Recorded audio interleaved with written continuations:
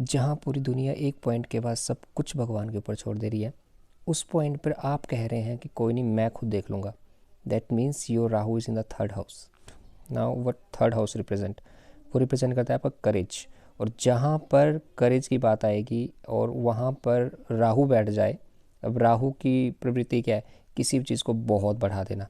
तो आपके करेज को इतना ज़्यादा बढ़ा देगा, इतना ज़्यादा बढ़ा देगा कि ऐसा इंसान उस पोजीशन पर भी हिम्मत रख सकता है जहाँ पर हर कोई अपनी हिम्मत छोड़ देगा कि इस पॉइंट के बाद तो मैं कुछ नहीं कर सकता। वहाँ पर भी राहु बोलेगा कि मैं हूँ, मैं कर लूँगा। अब इस एक्सिस को इस तरह से समझिए कि राहु थर्ड हाउस में बैठा है और केतु नाइन्थ हाउस में बैठा है। जहाँ राहु बोल रहा है करेज की बात, वहीं केतु स्पिरिचुअलिटी की तरफ, नाइन्थ हाउस आपका स्पिरिचुअल है, तो केतु वहाँ बोलता है कि नहीं, मुझे तो भगवान पे विश्वास रखना है, मुझे अपने पेरेंट्स पे विश्वास रखना है, मुझे अपने बेसिकली अपने गुरु पे विश्वास रखना है।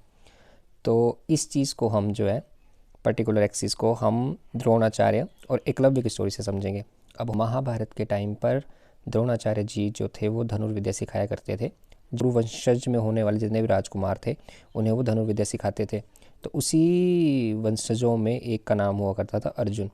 तो जब वो सिखाया करते थे तो उस दौरान अर्जुन को उन्होंने एक वचन दिया था कि मैं तुम्हें अपना एक ऐसा शिष्य बनाऊंगा जो धनुर्विद्या में इतना निपुण होगा कि उस जितना कोई भी निपुण नहीं हो सकता। उसी दौरान जो है एकलव्य वहाँ पर आता है अपने पिताजी के साथ, और वो जो है वो ज़िद करता है कि मुझे धनुर्विद्या सीखनी है द्रोणाचार्य जी से। जबकि द्रोणाचार्य जी उस चीज़ को मना कर देते हैं और कहते हैं कि इसके दो रीज़न्स है। पहला रीज़न ये है कि आप जो हैं वो क्षत्रिय नहीं हैं, और दूसरा रीज़न ये है कि मैं ऑलरेडी ये वचन दे चुका हूँ कि अर्जुन को मैं धनुर्विद्या सिखा के उसे सर्वश्रेष्ठ धनुर्धर बनाऊंगा, तो मैं अब किसी और को नहीं सिखा सकता धनुर्विद्या। तो उस टाइम पर एकलव्य जो है उस चीज़ का विरोध नहीं करता है।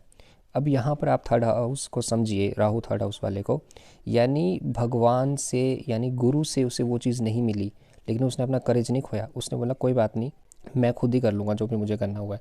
अब यहाँ पर एकलव्य कुछ कहता नहीं है एंड वो जंगल में चला जाता है और वहाँ पर सर्वाइव करना शुरू करता है।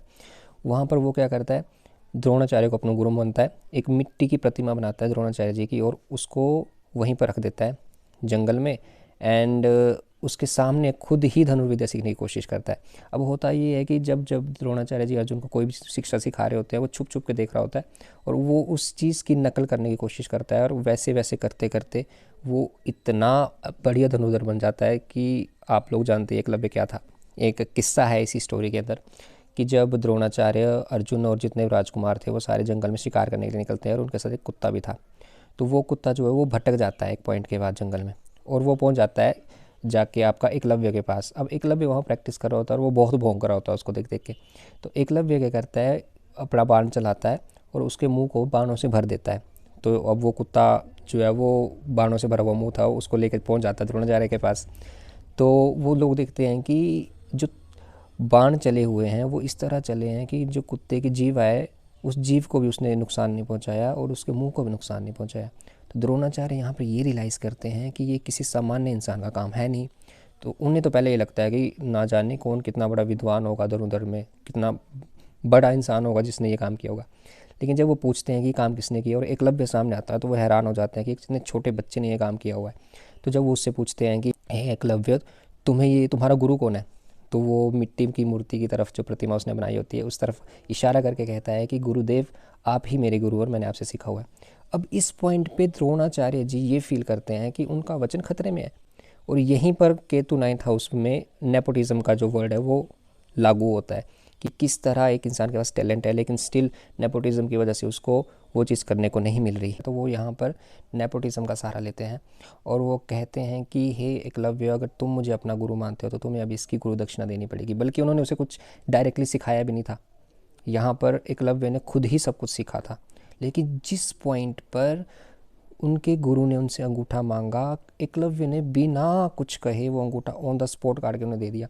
यानी Ketu in the ninth house अपने गुरु के लिए इतना ज़्यादा समर्पण है कि उन्होंने जो मांगा उसने वो दे दिया। किसी भी एक गुरु को ना बहुत लंबे समय तक मानेगा, एंड देन सडनली वो गुरु कुछ उसे डिसअपॉइंट करेगा, एंड देन उसे उस गुरु को कुछ देना पड़ेगा या उसे कुछ चीज़ ऐसी खोनी पड़ेगी, और बाद में जाकर वो गुरु चेंज कर लेता है। और सेम केस अब नाइन्थ हाउस आपके फादर को भी दिखाता है। तो कहीं ना कहीं अपने फादर के साथ वो बॉन्डिंग ना बन पाना, कुछ ना कुछ सेक्रीफाइस करना, या उसके फादर ने अपने लाइफ टाइम में कुछ सेक्रीफाइस किए, लोगों के लिए बहुत कुछ कर दिया हुआ है जहाँ पे उन्होंने अपने बारे में नहीं सोचा। तो ये चीज़ें आपको राहु नेटिव में देखने को मिलेंगी।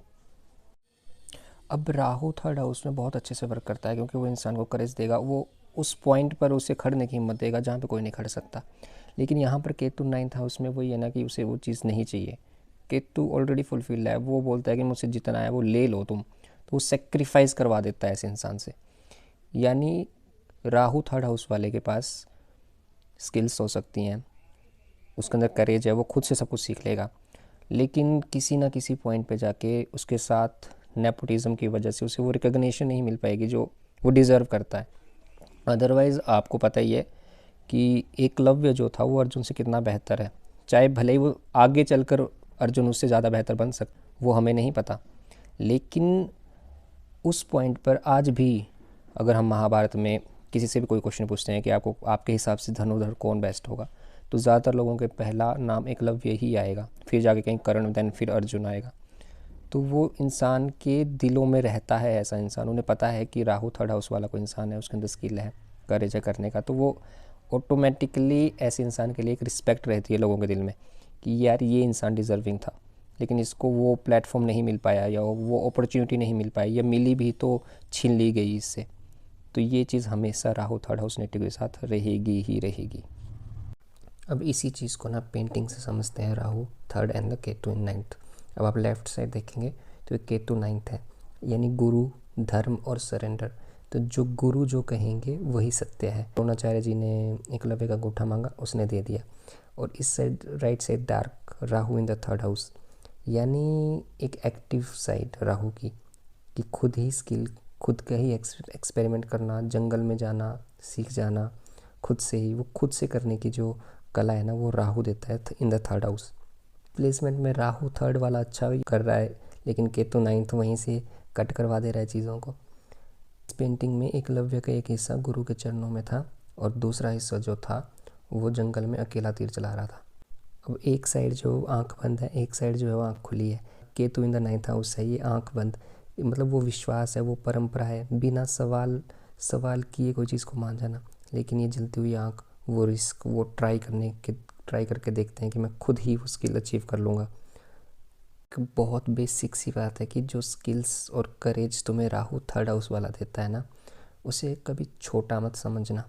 और जो गुरु, जो परंपरा और सिस्टम तुम्हारे रास्ते में है, उसका सम्मान कीजिए, बट उस चक्कर में अपना अंगूठा मत दे। तो जब तुम चीज़ों को इस तरह बैलेंस में रखोगे, तभी तुम अपनी किस्मत को पूरा कर पाओगे, और ना तो तुम खुद को तोड़ोगे और ना तुम धर्म को तोड़ोगे।